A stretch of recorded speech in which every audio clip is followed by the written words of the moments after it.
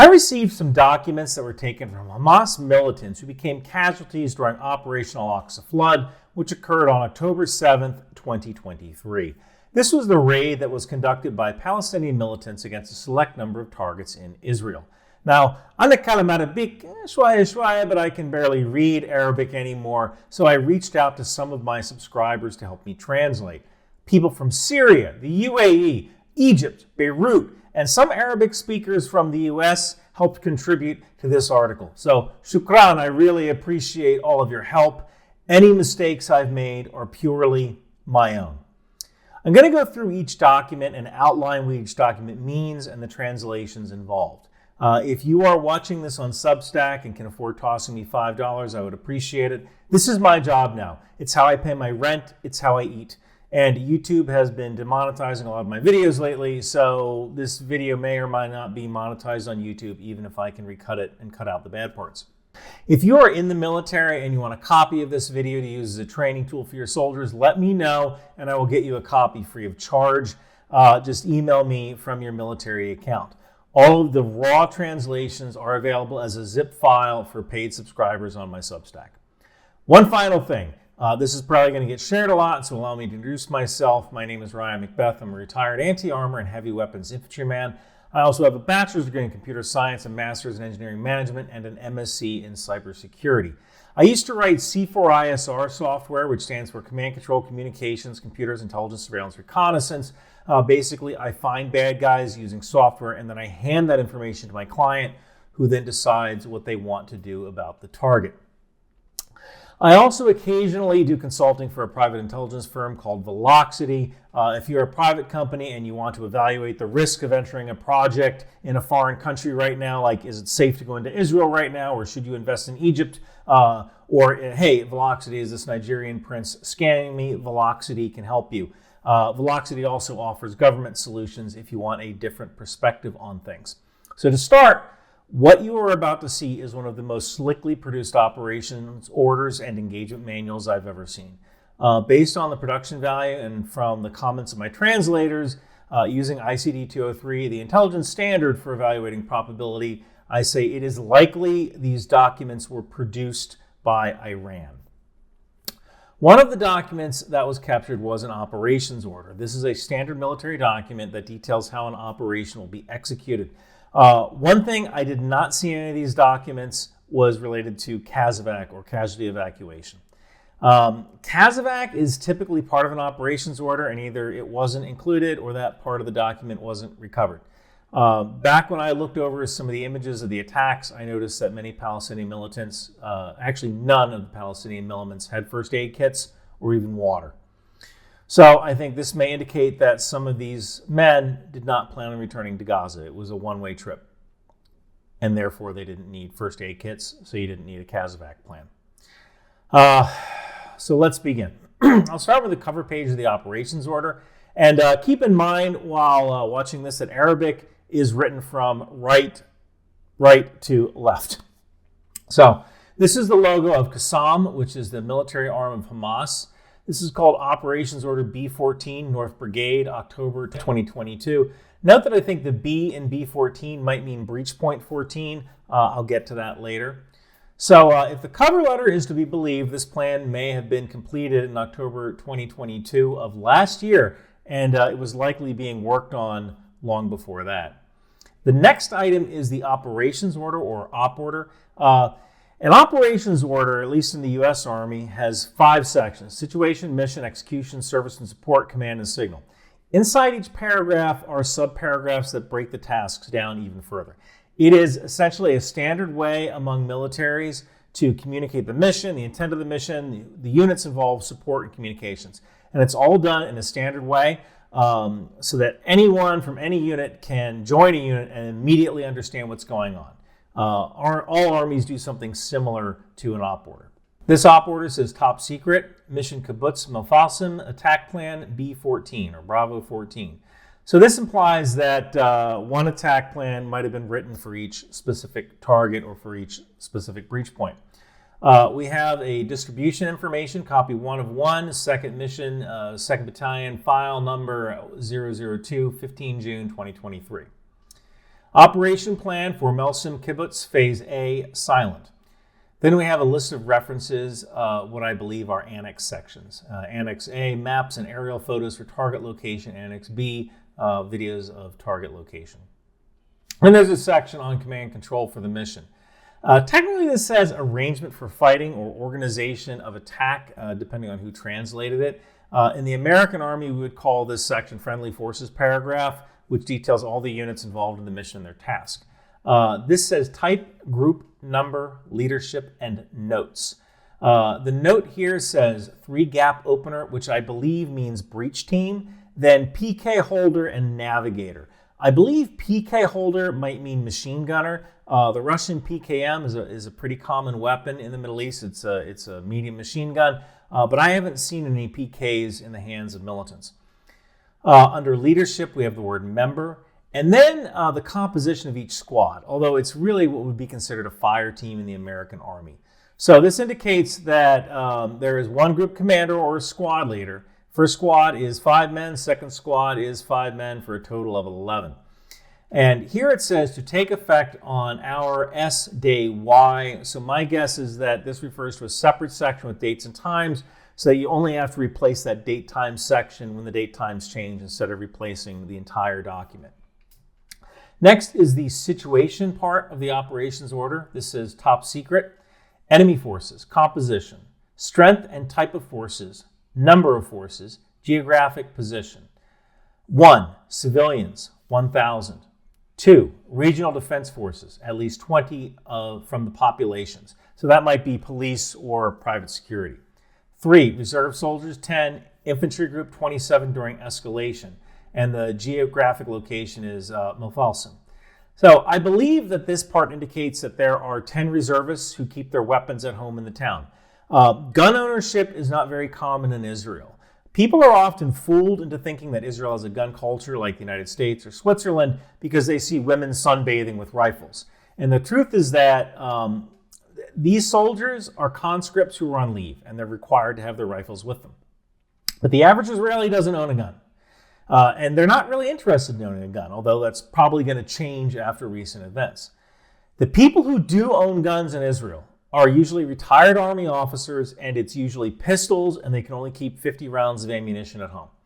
So I believe that this part means that there are typically 10 reservists at home with firearms that are rifles, and maybe 27 reservists might have access to weapons if there's a security risk or escalation. The next paragraph details reinforcements. Geographic location, type of reinforcement, avenue of approach, and time to reinforce by minute. So Nahal Oz, 5 to 8 jeeps, 232 straight, 3 to 4 minutes. Note that jeep in Arabic is colloquial, and it can mean kind of any kind of off-road vehicle. So these guys were watching the IDF, they're watching the Israeli army, and they're timing how long it takes for reinforcements to show up, and they're also tracking their most likely avenue of approach for counterattack. Site 16, 2 or 3 jeeps, 232 straight, 2 to 4 minute response time. Then there's rapid response, in parentheses, memorial. I think this is what we'd call QRF, or Quick Reaction Force, in the U.S. Army. And that consists of 3 tanks, 3rd Street, 2 minutes.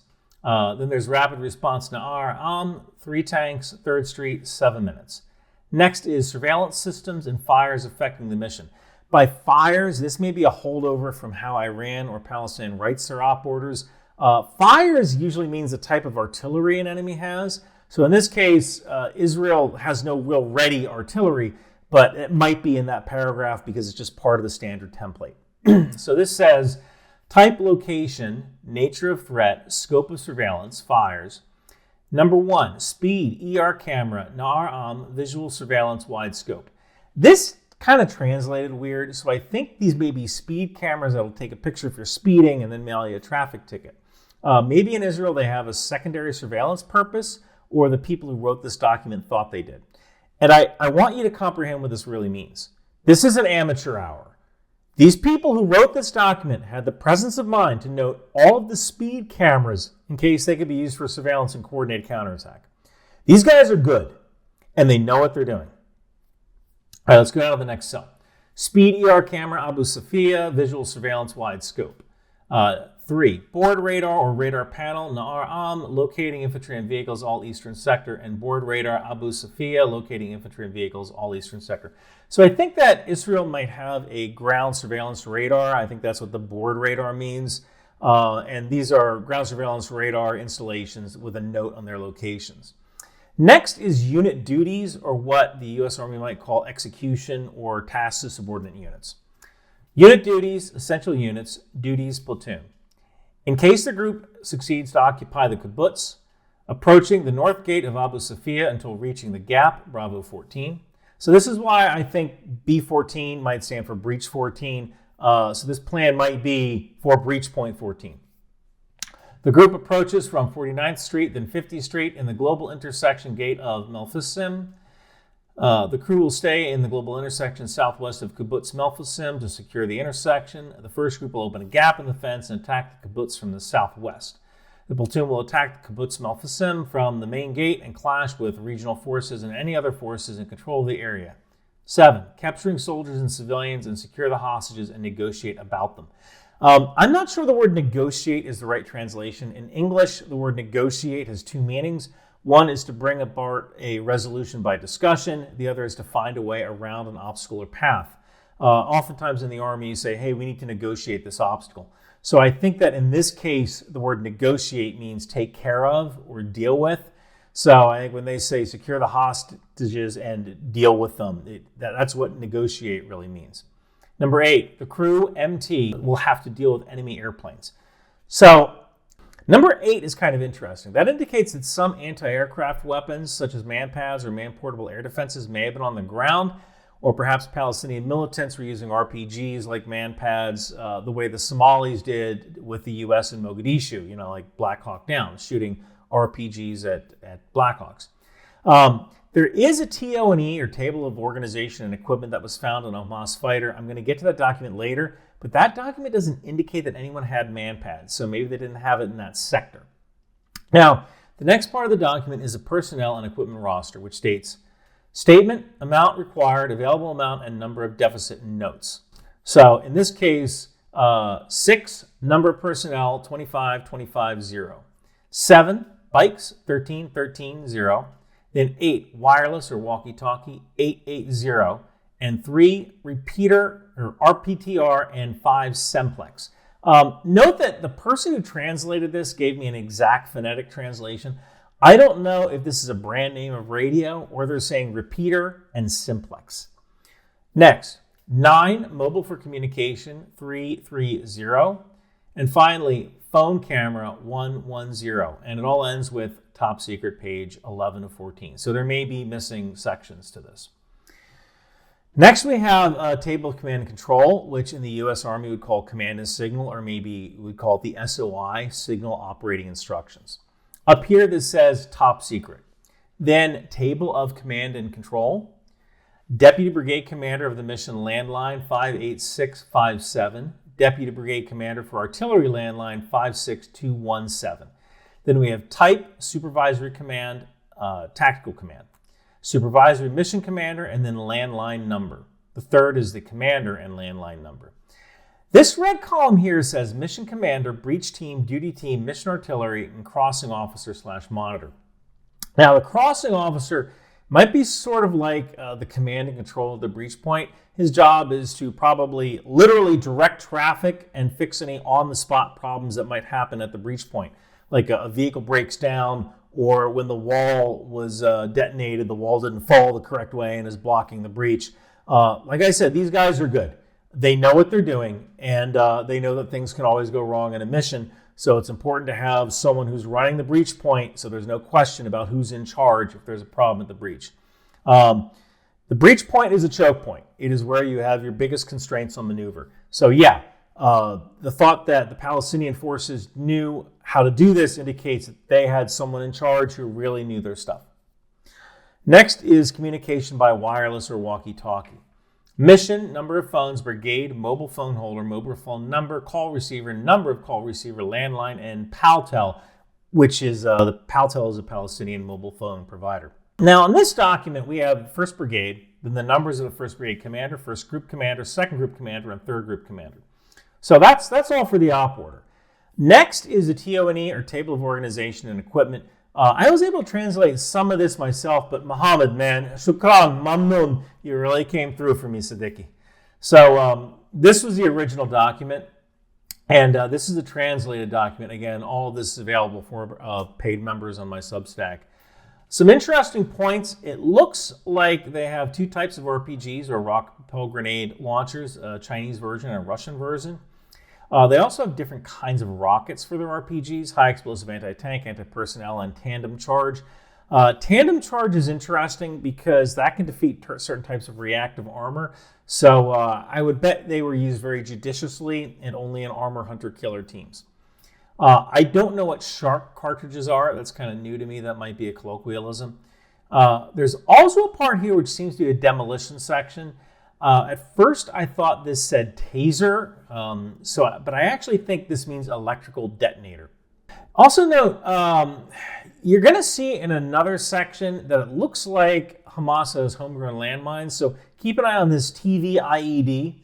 I think that might be a colloquialism for a Palestinian-made directional mine. A directional mine explodes outward in an arc like the U.S. Claymore does. So it seems like TV mine might be a slang term because perhaps the mine looks like a flat-screen TV. Also notice on the left of the table is a list of Israeli vehicles that they might be facing. Next, I want to show you some graphics cards that are truly amazing quality. The first graphic details the Merkava tank and shows the weak points on the tank, which is the rear door, ammo storage, tank belly, and so on. The funny part about this is that I was an anti-armor and heavy weapons guy for 20 years. You can talk about weak points all you want, but if you're close enough to aim at a specific weak point, you're way too close. And you're probably going to be absolutely terrified and shaking so much that you're not going to hit your target anyway. Then there's a discussion about the Israeli Army's trophy system. This trophy system can shoot down incoming rockets, and it details the gap in the system.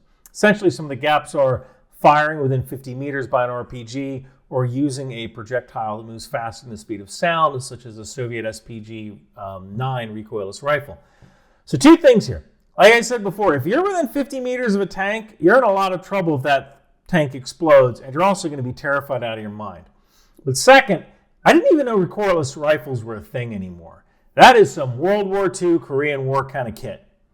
So the active protection system might not be the cure-all for that tank that we once thought it was, and it might be able to be defeated by an anti-tank weapon for 80 years ago as long as it moves faster than the speed of sound. The next part of the document details the differences between the Soviet and Chinese RPG launchers. And then it has a section about the Israeli ALOX system, which is called a soft kill active protection system. I've actually never heard of this system before, and I couldn't find any information on it. But it sounds like this system might be similar to the Russian Shora system, which essentially jams infrared guided missiles and causes them to lose control rather than kill them directly like the trophy system does. So I don't believe this is an either or. This might be on some vehicles as an exclusive, but it might also work in conjunction with the trophy so that this particular soft kill system takes out long-range laser-guided missiles, and then if they get through that system, then the trophy system might do the final kinetic kill on that incoming missile. Next is a detail of Israeli armored personnel carriers and their weak points. The headline says troop carriers. It starts with Ofek, Puma, Namir, Ashkenazi, Itan, Nagpadan, Nagmashan, and the Zelda. And the Zelda, of course, is the American M113 armored personnel carrier. The weak points in the Ashkenazi, Namir, and Zelda are the rear doors. The track rollers in the front and rear of all carriers are weak points. The upper deck third rear exhaust system in the Namir carrier is a weak point. The upper deck in the Puma and grenade launchers in the rear is a weak point. Essentially everything on the Zelda is a weak point, which is pretty much true about the M113. The upper deck of the Nagmachan, the roof of the turret and the engine of the rear, and the middle of the roof and the rear engine in the Takbadan. Then this shows a different kind of anti-armor mine charges and their effects, showing distance the charge needs to be from the target to penetrate and the amount of penetration. Now, remember I talked about TV charges? It looks like these are basically homemade Claymore directional mines, which they might call TV charges because they look a lot like mini flat screen TVs. So this graphic shows the type, the kill zone, and the maximum effective range of each TV charge. Now, one final thing. This is a pay stub that was found on a Palestinian militant's body. In the U.S. military, we would call them an LES, or Leave and Earning Statement. This is Lieutenant Colonel Baha Eldin Siddiqui al-Khattab. He was born on April 18th, 1980. He made about 5,000 shekels a month. That's about $1,200. Not a bad salary for the area. He had a wife and 3 kids, and in fact, they were on his health plan, which he paid into. 96 shekels a month for himself, 10 shekels for his wife, 15 shekels for his family. And now he's dead. His kids don't have a father. And who knows how many Israelis he took with him before he died. Just like Ukraine, there's not going to be a winner in this war, only a side that loses less. But these particular documents show that Hamas is not a ragtag terrorist organization. They have been planning this for a while, and there's going to be a stand-up fight. Thank you for watching.